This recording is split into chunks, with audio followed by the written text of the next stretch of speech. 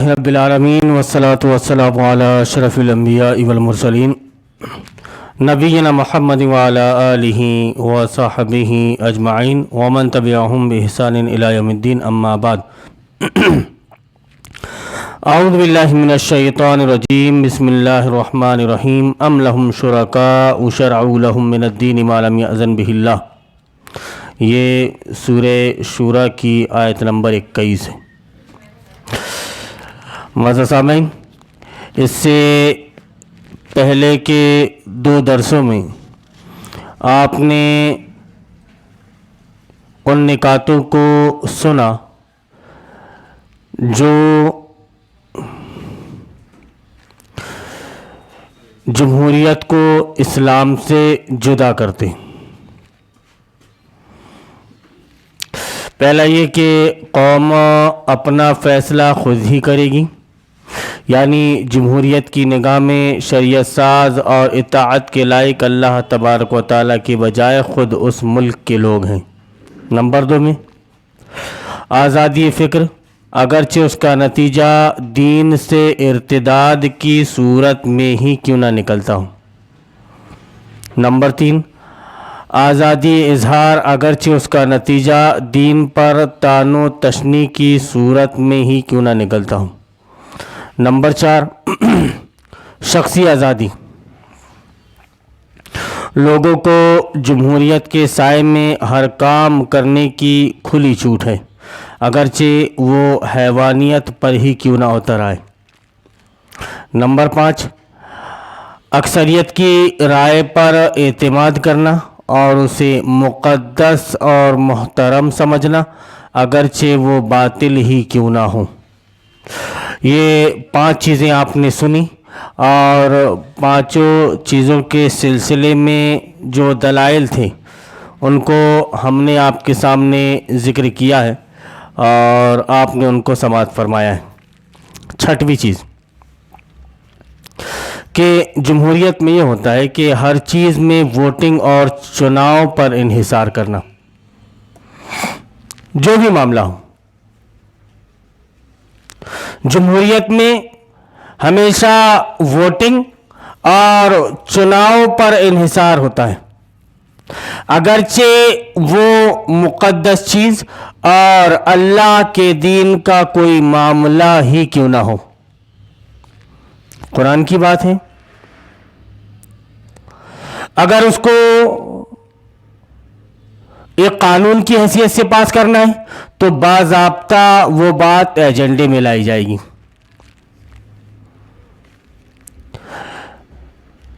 اور ایک کمیٹی بیٹھے گی۔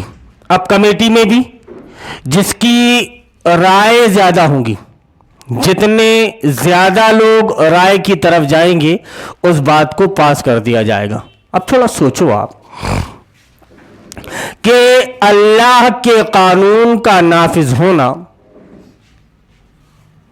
اب محتاج ہو گیا اس بات کے کہ اللہ کی بات کو ایک انسان اپنی بینچ پر بیٹھ کر پرکھے۔ ٹھیک؟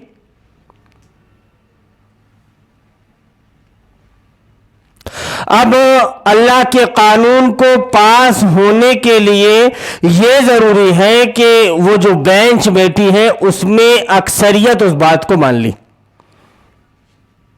جیسے 5 ارکان کی جماعت بیٹھی ہوئی ہے، اس میں سے 3 کے ووٹ جس طرف جائیں گے قانون وہی پاس ہوگا۔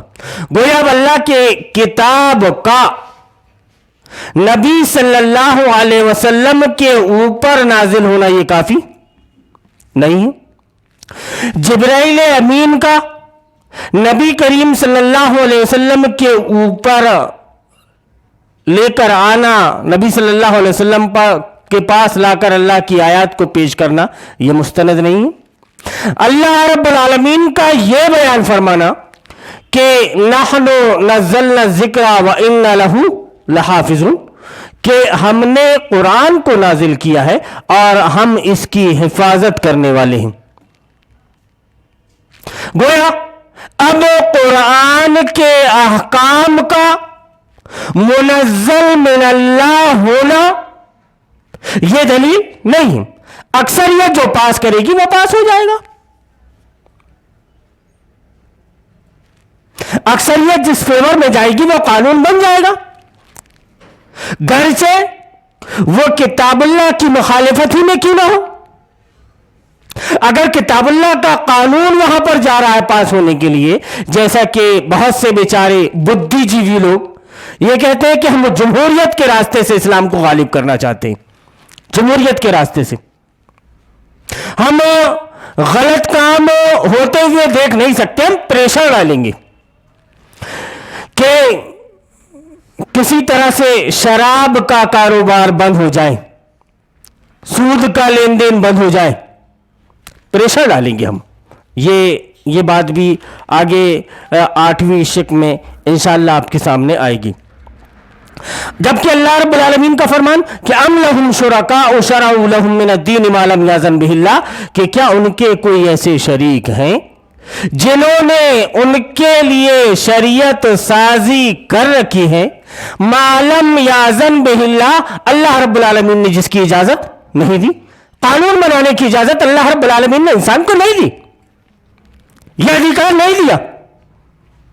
انسان کو اللہ رب العالمین نے بنایا اسی لیے ہے کہ وہ اس کے احکام کے مطابق زندگی گزارے.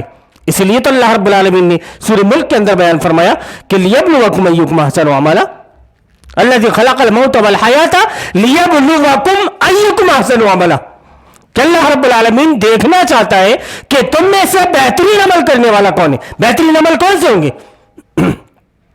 جو جمہوریت کے مطابق ہوں گے وہ، یا جو کتاب اللہ کے مطابق ہوں گے وہ؟ کون سے عمل بہتر ہے؟ وہی عمل جو کتاب اللہ کے مطابق ہے، وہی عمل جو سنت رسول اللہ کے مطابق ہے، وہ بہتر ہوں گے.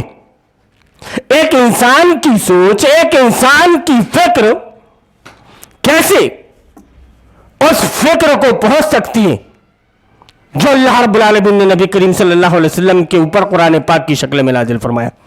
یہی بات تو تھی کہ اللہ رب العالمین نے چیلنج کیا کہ لاؤ اس کے مثل، اگر تم 10 صورتیں لا سکتے ہو تو لے آؤ.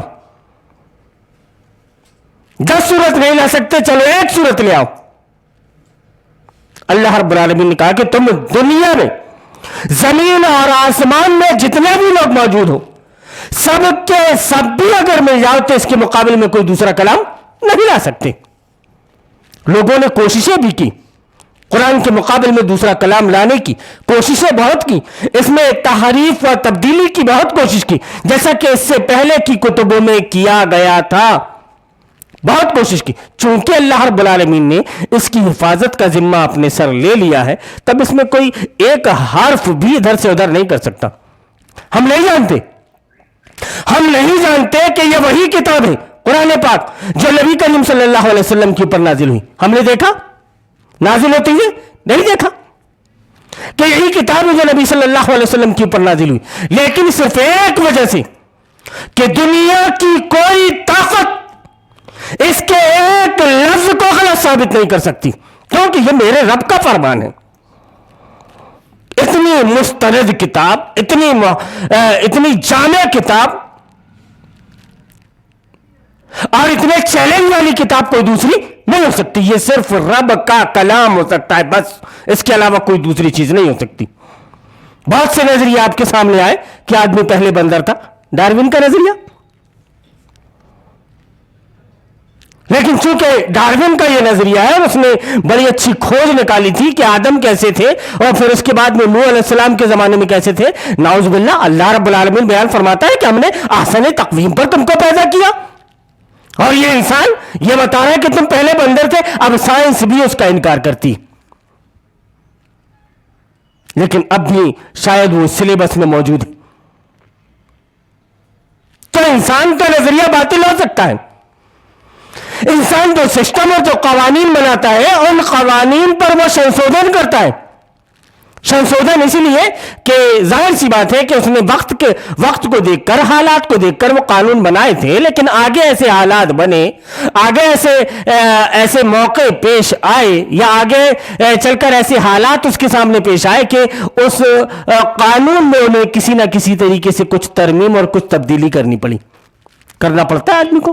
لیکن یہ وہی قرآن ہے جو اللہ رب العالمین نے 1400 سال پہلے نبی کریم صلی اللہ علیہ وسلم کے اوپر نازل کیا تھا، اس کا ایک حکم نہیں بدلا۔ ہاں یہ الگ بات ہے کہ اس کو پڑھنے والے بدل گئے، یہ الگ بات ہے کہ اس کے پڑھنے والوں نے اس کو سمجھا نہیں، اس کے مطابق زندگی نہیں گزاری۔ خود بدلتے نہیں، قرآن کو بدل دیتے ہیں، خود بدلتے نہیں، قرآن کو بدل دیتے ہیں۔ ہوئے کس درجہ فقیہان حرم بے توفیق۔ ان غلاموں کا یہ مسلک ہے کہ ناقص ہے کتاب جو سکھاتی نہیں امت کو غلامی کے طریق۔ غلام بننے کے لیے نہیں آئے ہو، تو اللہ کے نائب اور خلیفہ کی حیثیت سے آئے ہو۔ آخری نبی جناب محمد رسول اللہ صلی اللہ علیہ وسلم کے امتی ہو۔ کسی دوسری امت کو اللہ رب العالمین نے قرآن پاک کے اندر خیر امت نہیں کہا، جس کو کہا وہ تم ہو۔ امت وسط کسی دوسری امت کو نہیں کہا، جسے امت وسط کہا وہ تم ہو، جو لوگوں کو بھلائی کی طرف بلاتے ہو اور برائی سے روکتے ہو۔ تمہاری یہ خصوصیت بیان کی گئی، لیکن اب تمہارا حال یہ ہو گیا کہ تم دوسرے کو کچھ دینے والے اب دوسروں سے لینے لگے۔ ظاہر سی بات ہے کہ تم رہ رہ کر تمہاری حالت یہ ہو گئی کہ تمہارے ذہن بھی سوچنے لگے کہ جو زیادہ لوگ جو بات کو بولیں گے وہی صحیح ہوگی صاحب۔ اب یہ دارالمطالعے سے بولنے والے کتنے مولانا ہیں؟ مولانا صاحب کے متعلق یہ کہا جاتا تھا کہ اکیلے تو ہیں، باقی دوسرے مولانا نہیں ہے کیا؟ باقی دوسرے مولانا نے پڑھانے ہیں کیا؟ اب اس طرح کی باتیں آتے رہیں گی کیونکہ تمہارے دماغ میں یہ سیٹ ہے، تمہارا مائنڈ یہ سیٹ کر دیا ہے۔ جمہوریت میں اس طرح سے جمہوریت کے دلدل میں تم اس طرح سے گھس چکے ہو کہ تم یہ سمجھتے ہو کہ جہاں اکثریت ہوگی، جہاں زیادہ لوگ کسی بات کو بولنے والے ہوں گے تو وہی بات صحیح ہوگی۔ جبکہ اللہ رب العالمین یہاں پر بیان فرما رہا ہے کہ ام لہم شرکاء شرعوا لہم من الدین ما لم یأذن بہ اللہ۔ اور جمہوریت میں یہ ہے کہ ووٹنگ کے ذریعے، چناؤ کے ذریعے کسی بھی معاملے کو پاس کیا جاتا ہے، اب چاہے وہ قرآن پاک کی مقدس بات کا معاملہ ہی کیوں نہ ہو، جبکہ اللہ رب العالمین نے انسان کو قانون بنانے کی اجازت نہیں دی۔ حافظ ابن کثیر رحمۃ اللہ علیہ قال ابن کثیر فی تفسیر هذه الآیہ اَيْهُمْ لَا يَتَّبِعُونَ مَا شَرَعَ اللَّهُ لَكَ۔ اس کا ترجمہ کیا کریں گے صاحب؟ کہ وہ لوگ اتباع نہیں کرتے ہیں جو شریعت اللہ رب العالمین نے آپ کو دی ہے اس کی۔ من الدین القویم، دین قیم میں سے۔ وہ کیا ہے؟ دین قیم ہے، جس کو جگہ جگہ میں آپ نے سنا اس سے پہلے بھی کہ اللہ رب العالمین نے بیان فرمایا ذالک الدین القیم، کہ دین کی شکل میں ایک سسٹم کی شکل میں۔ لیکن آج کا مسلمان خود قرآن کو ایک سسٹم کی حیثیت سے نہیں مانتا، آج کا مسلمان خود قرآن کو ایک قانون کی کتاب کی حیثیت سے نہیں مانتا، آج کا مسلمان یہ نہیں مانتا کہ نبی کریم صلی اللہ علیہ وسلم حکومت نافذ کرنے آئے تھے۔ اگر حکومت نافذ کرنے آئے ہوتے تو مکہ میں تو سرداری آپ کو دی جا رہی تھی۔ بڑے بھولا منہ بنا کر کے بات پیش کرتے ہیں کہ مکہ میں تو آپ کو سرداری پیش کی جا رہی تھی، لیکن آپ چونکہ آپ کو سردار نہیں بننا تھا، اسی لیے آپ صلی اللہ علیہ وسلم نے انکار کر دیا۔ بڑے بھولے مولانا صاحب، آپ وجہ کیا تھی یہ نہیں بتاؤ گے؟ آپ وجہ کیا تھی یہ نہیں بتاؤ گے؟ آپ سب سے بڑی وجہ یہ تھی کہ اب بندوں کے اوپر بندوں کے رب کا قانون چلے گا، بندوں کے اوپر بندوں کا قانون نہیں، اور بندوں کے اوپر بندوں کا قانون یہ ڈیموکریسی، بندوں کے اوپر بندوں کے رب کا قانون یہ خلافت ہے۔ تو نبی کریم صلی اللہ علیہ وسلم نے جب مدینہ ہجرت کی تو آپ نے بندوں کے اوپر بندوں کا قانون نافذ کیا یا بندوں کے اوپر بندوں کے رب کا قانون نافذ کیا؟ کیا قرآن میں یہ آیتیں صرف پڑھی جائیں گی کہ جب چور چوری کرے تو اس کے ہاتھ کاٹ دو، جب کوئی زانی زنا کرے تو اسے کوڑے مارو یا رجم کر دو؟ یہ آیتیں صرف پڑھنے کے لیے؟ بس ہاں ہمارا تعلق قرآن سے اس حد تک ہے کہ دیکھو صاحب کتنی زیادہ مرتبہ اللہ رب العالمین نے بیان فرمایا ہے کہ وہ لوگ جو نماز کو قائم کرتے ہیں اور زکوٰۃ دیتے ہیں، جو نماز کو قائم کرتے ہیں اور زکوٰۃ دیتے ہیں، کتنا کثرت سے ذکر آیا ہے۔ اس کا مطلب یہ ہوا کہ اللہ رب العالمین نے نماز روزے کے لیے پیدا کیا ہے۔ مارو گھٹنا پھوٹے ہاتھ کوئی بھی تعبیریں کرتے جاؤ، تو یہ انہوں نے کہا، حافظ ابن کثیر رحمۃ اللہ علیہ کہتے ہیں کہ بل یتبعون ما شرع لهم شیاطینہم من الجن والانس من تحریم ما حرموا علیہم من البحیرة والصائبة والوسیلة والحام وتحلیل المیتة والدم والقمار الى نحو ذلك من الزلالات والجہالة الباطلة التي كانوا قد اخترعوها في جاهليتهم من التحليل والتحريم والعبادات الباطلة والاقوال الفاسدة۔ گل گل گل گل گل گل گل کر دیا میں نے آپ کے سامنے۔ اب اس کا ترجمہ بھی آپ سن لیجئے کہ کیا کہ بل یتبعون ما شرع لهم شیاطینہم من الجن والانس، بلکہ وہ کیا کرتے ہیں، کس شریعت کی یا کس قانون کی اتباع کرتے ہیں، ما شرع لهم شیاطینہم من الجن والانس،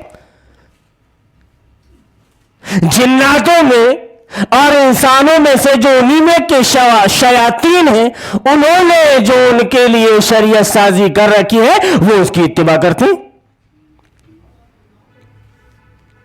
من تحریم ما حرمہ علیہم، کہ بھائی اسی کو حرام مانتے ہیں جو انہوں نے ان کے اوپر حرام کر دیا ہے، جیسے بحیرہ، صائبہ، وسیلہ اور حام، اور مردے کو حلال قرار دینا، اور خون کا اور جوئے کا، الی نحو ذالک من الزلالات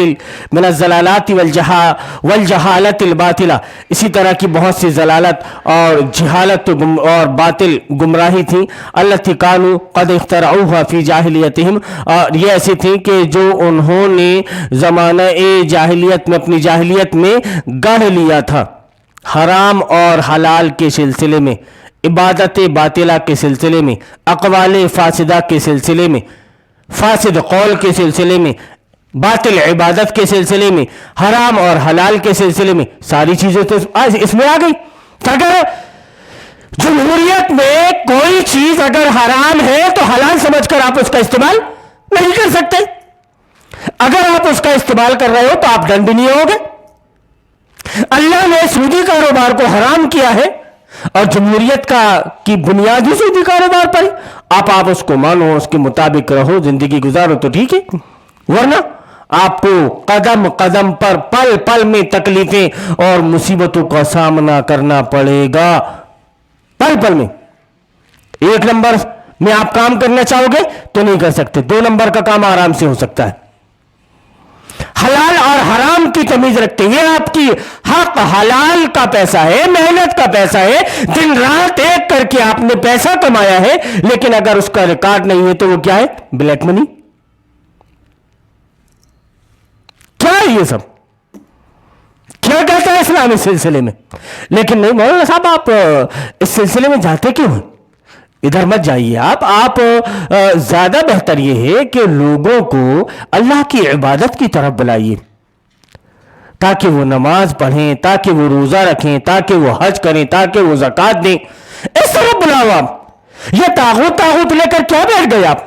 یہ جمہوریت کے انکار کے سلسلے میں آپ کیا یہ چیزیں لے کر کے بیٹھ گئے؟ طاغوت، اس کی پہچان، اس کا حکم، اس کے ساتھ برتاؤ، یہ تو پوری پول پٹی کھولنے کے لیے بیٹھ گئے آپ۔ یہ آپ کے پروگرام پول کھول پروگرام ہوتے تو کیوں؟ کیا پھر ہم یہ کریں کہ ان آیات کو، آپ ہی مشورہ دیجئے مولانا صاحب، کہ ہم ان آیات کو قرآن پاک سے نکال دیتے ہیں، آپ ہی نکال دیجئے، اور قرآن میں صرف ایسی آیات باقی رہیں جس میں نماز روزے کا ذکر ہو۔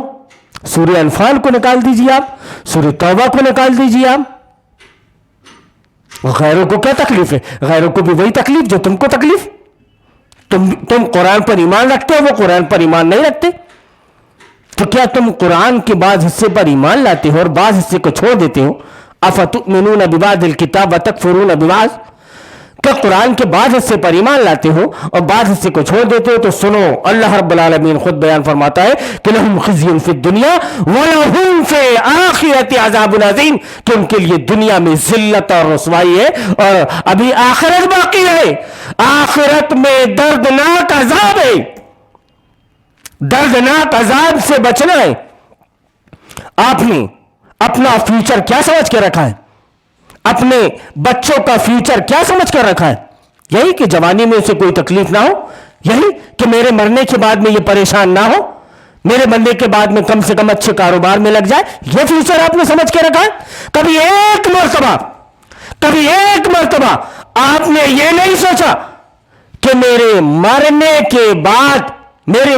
کے بعد میرا بچہ کس مسلک اور کس فرقے پر چلے گا؟ ابھی جب تک میں زندہ ہوں تو میرا بچہ غلط کام سے بچا ہوا ہے، لیکن میرے مرنے کے بعد اس کے حالات کیا ہوں گے؟ کبھی تصور کیا آپ نے؟ جبکہ آپ کو سوچنا یہ چاہیے کہ میرا بچہ کسی بھی طرح سے آگ میں داخل نہ ہونے پائے، کوشش یہ ہو میرا بچہ اسلام ہی کے کام آئے، دنیا میں جب تک زندہ رہے اسلام پر قائم اور دائم رہے، جب اس کی وفات ہو تو اسلام پر ہو۔ یہ کوشش آپ کو کرنی چاہیے تھی۔ اگر آپ یہ کوشش کرتے تو شاید بڑھاپے میں بھی آپ کو پریشان ہونا نہ پڑتا۔ اللہ رب العالمین کا فرمان کہ قو انفسکم و اہلیکم نارا، کہ آپ اپنے آپ کو، اپنے اہل و عیال کو جہنم کی آگ سے بچاؤ، جہنم کی آگ سے بچاؤ۔ ہمیں اپنے آپ کو، اپنے اہل و عیال کو جہنم کی آگ سے بچانا ہے۔ اس کے لیے ہمیں کیا کرنا ہوگا؟ ایسا ہی جیسا یہ مسلک اور فرقے کے لوگ کرتے چلے آ رہے ہیں، ایسی زندگی گزاریں جیسا 24 کروڑ یہاں پر زندگی گزار رہے ہیں، 24-25 کروڑ ایسی زندگی گزارتے رہیں؟ تو پھر کیسی زندگی آپ کو گزارنی ہے؟ اس کے لیے آپ کو اپنا رشتہ، آپ کو اپنا ناطہ کتاب اللہ اور سنت رسول اللہ سے جوڑنا ہوگا۔ اگر آپ نے اپنا رشتہ، اپنا ناطہ کتاب اللہ سنت رسول اللہ سے جوڑ لیا تو آپ کو ایک گائیڈ لائن مل جائے گی کہ ہم کو چلنا کیسے۔ لیکن علماء آپ کی توجہ اس طرف مبذول نہیں کراتے کہ آپ کو قرآن پڑھنا ہے، اس کو سمجھنا ہے، آپ کو سیرت طیبہ پڑھنا ہے، اس کو سمجھنا ہے، بلکہ یہ پروپیگنڈا کہ اگر کوئی آپ کو قرآن سمجھانے کے لیے بیٹھا ہے تو اس کے پاس مت جاؤ۔ ہمارا مولوی تم کو ہفتے میں ایک دن تم کو قرآن سمجھائے گا، ہمارا مولوی۔ آپ کو دوسرے مولوی کے پاس تم مت جانا۔ اور ہر آدمی قرآن کو نہیں سمجھ سکتا، اس کو سمجھنے کے لیے کم سے کم 14-15 علوم کا جاننا ضروری ہے۔ نبی کریم صلی اللہ علیہ وسلم کے متعلق آپ سیرت کے درس چل رہے ہیں، اس میں آپ سن ہی رہے ہیں کہ نبی کریم صلی اللہ علیہ وسلم پڑھنا لکھنا کچھ نہیں جانتے تھے، ان پر یہ آیتیں نازل ہوئی، یہ پورا قرآن ان پر نازل ہوا، انہوں نے سمجھ لیا، عرب کے بدوؤں نے سمجھ لیا۔ بلال حبشی کو کتنا پڑھنا لکھنا آتا تھا رضی اللہ تعالیٰ عنہ؟ کوئی بتائیے آپ کے کون سی کیمبرج یونیورسٹی یا آکسفورڈ یونیورسٹی سے فارغ تھے وہ؟ قرآن کو سمجھنے کے لیے یہ باطل سلیبس کا سہارا لینا کہاں تک صحیح ہو سکتا ہے؟ آپ کو قرآن سمجھنا ہے، قرآن کی زبان آپ کو سمجھنا پڑے گا۔ اگر آپ کو قرآن کی زبان نہیں آتی تو اردو میں کم از کم آپ کے پاس اتنے لٹریچر موجود ہیں، یا ہندی میں لٹریچر موجود ہیں، جو انگریزی داں ہیں ان کے لیے انگریزی میں سے لٹریچر موجود ہیں، وہ پڑھیں سمجھیں، پڑھیں سمجھیں اور قرآن کے ترجمے کو عمل کرنے کی کوشش کریں۔ سیرت طیبہ کو پڑھیں، اس کو سمجھنے کی کوشش کریں، عمل کرنے کی کوشش کریں۔ کیوں کہ آپ اگر عمل کرو گے تو قرآن آپ کو سمجھ میں آئے گا، ورنہ آپ کو قرآن سمجھ میں آنے والا نہیں۔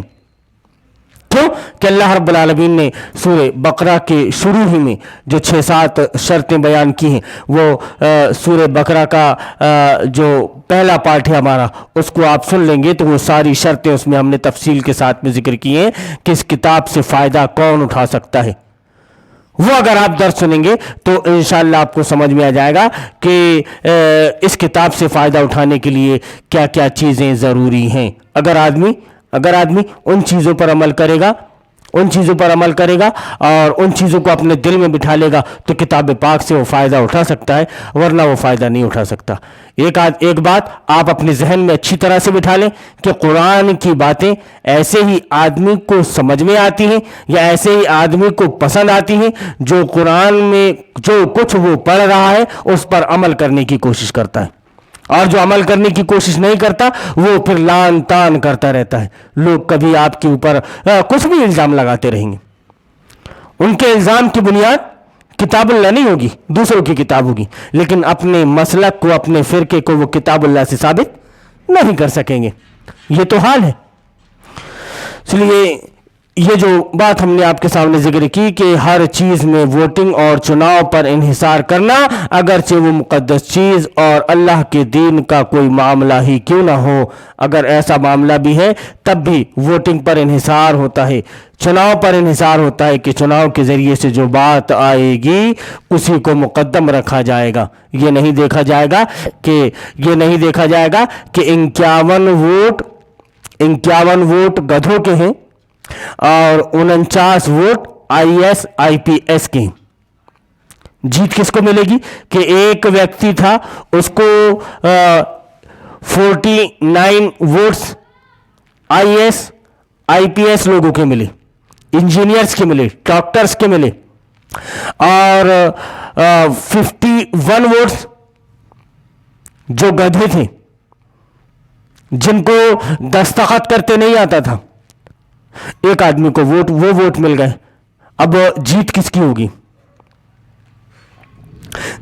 ہوگی؟ جس کے پاس زیادہ ووٹ ہوں گے اس کی جیت ہوگی، جس کے پاس زیادہ ووٹ ہوں گے اس کی جیت ہوگی۔ تو گویا اس پر انحصار پوری طرح سے جو ہوتا ہے وہ ووٹنگ پر کہ کس کے زیادہ ووٹ ہیں سر گنے جاتے ہیں۔ جمہوریت ایک طرز حکومت ہے کہ جس میں بندوں کو گنا کرتے ہیں، تولا نہیں کرتے۔ اللہ رب العالمین سے دعا ہے کہ اللہ رب العالمین تو ہمیں توفیق دے کہ ہم کتاب اللہ، سنت رسول اللہ کے مطابق زندگی گزارنے والے بن جائیں۔ اللہ رب العالمین جو چیز بھی شریعت محمدی سے ٹکراتی ہو، جو چیز بھی تیرے قوانین سے، تیرے سسٹم سے ٹکراتی ہو، تو ہم کو اور مسلم امہ کو توفیق دے کہ ان کا وہ انکار کرے اور تیرے احکام کا پالن کریں۔ اللہم ارنا الحق حقا وارزقنا اتباعہ وارنا الباطل باطلا وارزقنا اجتنابہ، آمین یا رب العالمین۔ لوگوں کا رد و قبول ہرگز حق و باطل کا معیار نہیں ہے۔ لوگوں کی اکثریت اگر اندھیروں میں بھٹکنا اور ٹھوکریں کھانا چاہتی ہے تو خوشی سے بھٹکے اور ٹھوکریں کھاتی رہے۔ ہمارا کام ہر حال اندھیروں میں چراغ جلانا ہی ہے اور ہم مرتے دم تک یہی کام کرتے رہیں گے۔ ہم اس سے خدا کی پناہ مانگتے ہیں کہ ہم بھٹکنے یا بھٹکانے والوں میں شامل ہو جائیں۔ خدا کا یہ احسان ہے کہ اس نے ہمیں اندھیروں میں چراغ جلانے کی توفیق بخشی۔ اس احسان کا شکر یہی ہے کہ ہم چراغ جلاتے جلاتے مر جائیں۔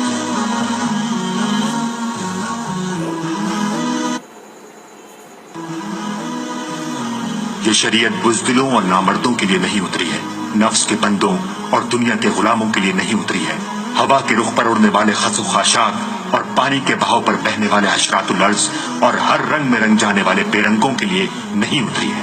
یہ ان بہادر شیروں کے لیے اتری ہے جو ہوا کا رخ بدل دینے کا عزم رکھتے ہیں، جو دریا کی روانی سے لڑنے اور اس کے بہاؤ کو پھیر دینے کی ہمت رکھتے ہیں۔